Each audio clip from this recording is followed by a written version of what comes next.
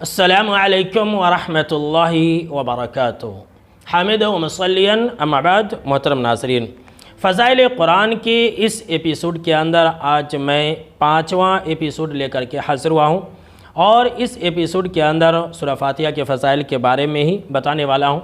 اور اگر آپ نے اس سے پہلے کے تمام دروس کو نہیں سنا ہے تو آپ ڈسکرپشن میں جا کر کے سن لیں۔ تو چلیے آج کے درس کی شروعات کرتے ہیں۔ آج میں آپ کو یہ بتانے والا ہوں کہ اگر کسی انسان کو بچھو نے ڈنک مار دیا، اگر کسی انسان کو سانپ نے کاٹ لیا یا کسی زہریلے جانور نے کاٹ لیا، اور اس انسان کے اوپر اگر سورہ فاتحہ پڑھی جائے تو انشاءاللہ ضرور بھی ضرور شفا ملے گی، زہر کا اثر ختم ہو جائے گا۔ لیکن ہاں، کامل یقین کے ساتھ پڑھنی ہے۔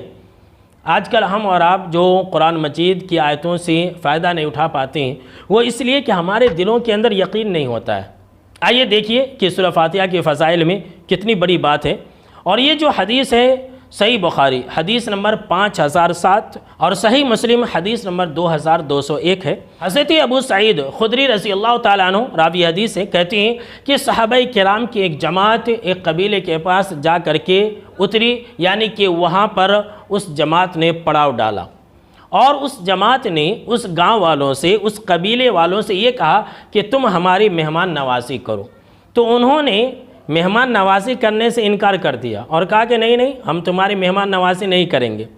تو خیر اتفاقاً ایسا ہوا کہ کچھ دیر کے بعد ایک لڑکی ان لوگوں کے پاس آئی اور اس نے کہا کہ کیا تمہارے پاس کوئی دوا یا پھر کوئی دعا ہے، کوئی دم کرنے والا ہے تمہارے درمیان میں؟ اس لیے کہ ہمارے سردار کو بچھو نے ڈنک مارا ہے، اور ایک روایت کے اندر ہے کہ سانپ نے یا بچھو نے ڈنک مار لیا ہے۔ ہمارے پاس زیادہ آدمی بھی نہیں ہے، ہم نے بہت زیادہ کوششیں بھی کر لی، لیکن ہمارے سردار کو کچھ فائدہ حاصل نہیں ہوا۔ تو اگر آپ میں سے کوئی انسان اگر دم کرنا چاہتا ہے تو ہمارے سردار کو جا کر کے دم کر دیں۔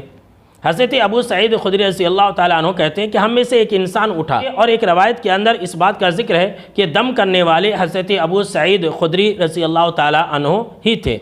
تو ہم میں سے ایک انسان اٹھا اور کہا کہ میں جانتا ہوں دم کرنا۔ راوی حدیث بیان کرتے ہیں کہ ہم میں سے کسی بھی انسان کو اس بات کی جانکاری نہیں تھی کہ وہ انسان دم کرنا جانتا ہے۔ محترم ناظرین، ایک روایت کے اندر اس بات کا ذکر ہے کہ صحابہ کرام نے دم کرنے سے انکار کر دیا اور کہا کہ نہیں، ہم تمہارے سردار کو دم نہیں کریں گے، اس لیے کہ تم نے ہمارے مہمان نوازی نہیں کی تو ہم تمہارے سردار کو کیوں دم کریں؟ تو بالآخر بکریوں کے کچھ ریوڑ کے اوپر معاہدہ ہوا، اور ایک روایت کے اندر یہ ہے کہ 30 بکریاں دی گئی تھی۔ تو بہرحال کچھ بکریوں کے دینے پر معاہدہ ہوا اور کہا کہ اگر ہمارا سردار ٹھیک ہو گیا تو ہم تمہیں اتنے بکریاں دیں گے۔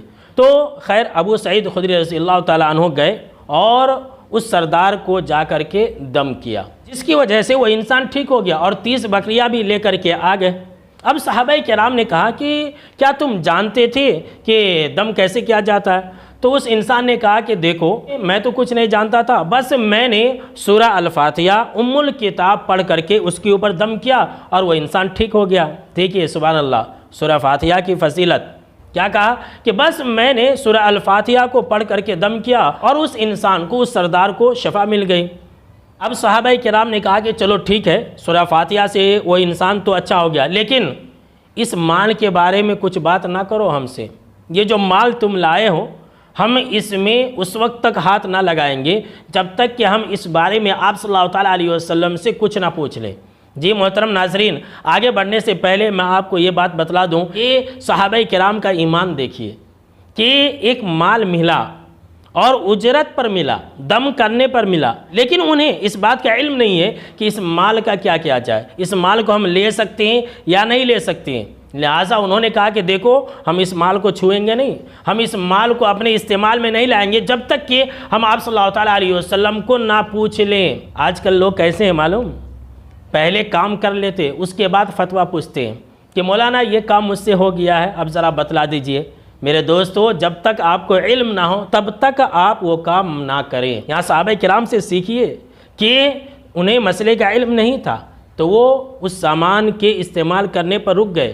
پھر جب مدینہ آئے تو انہوں نے سارا واقعہ آپ صلی اللہ تعالیٰ علیہ وسلم کو بتلایا، تب آپ صلی اللہ تعالیٰ علیہ وسلم نے کہا کہ وَمَا يُدْرِيكَ أَنَّهَا رُقْيَةٌ، کہ تمہیں کیسے معلوم ہو گیا کہ سورہ فاتحہ یہ جھاڑ پھونک کرنے والی سورہ ہے؟ جی ہاں سنیے، آپ صلی اللہ تعالیٰ علیہ وسلم نے سوال کیا کہ تمہیں کیسے معلوم ہو گیا کہ سورہ فاتحہ یہ دم کرنے والی سورہ ہے؟